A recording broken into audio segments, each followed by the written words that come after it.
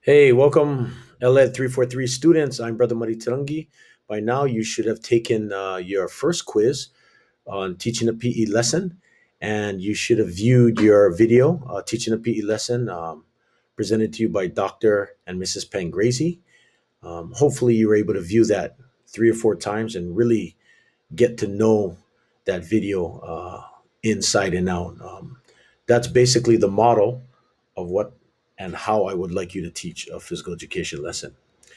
Today, basically, we're going to talk a little bit about the video and over some foundational principles in physical education. Let's get started.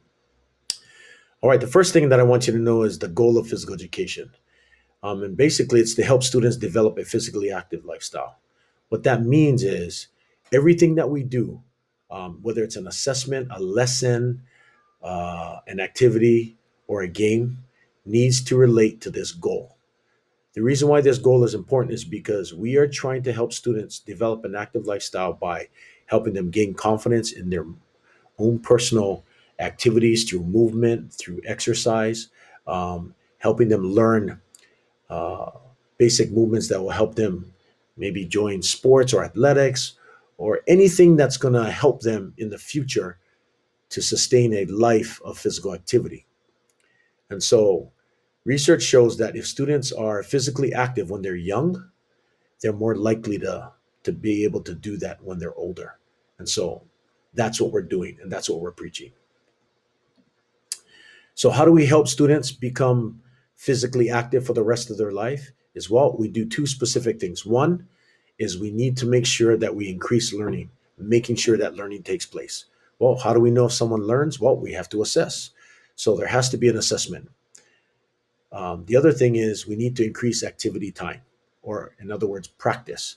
So by making sure that our students learn, by making sure that we provide ample opportunity to practice and get the repetition that they need, they're more likely to develop the confidence and the skills and the know-how to remain active for the rest of their lives.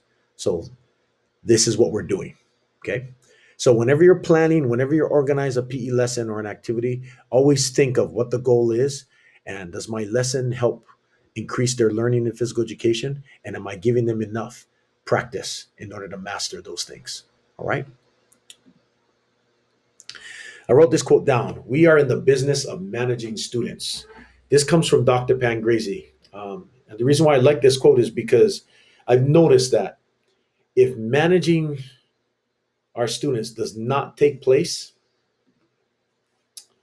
okay, then a lot of times listening, learning, and application don't take place as well. And so, in order for our students to become efficient at learning and at practicing, we have to be able to manage our students. And how do we do that? Through organizing our equipment, through developing procedures and routines for students to know what to do, to be able to list objectives so our students know and understand what they're learning for the day. So there's a lot of things that go into management. And so most of our class is going to be based on managing students for physical education.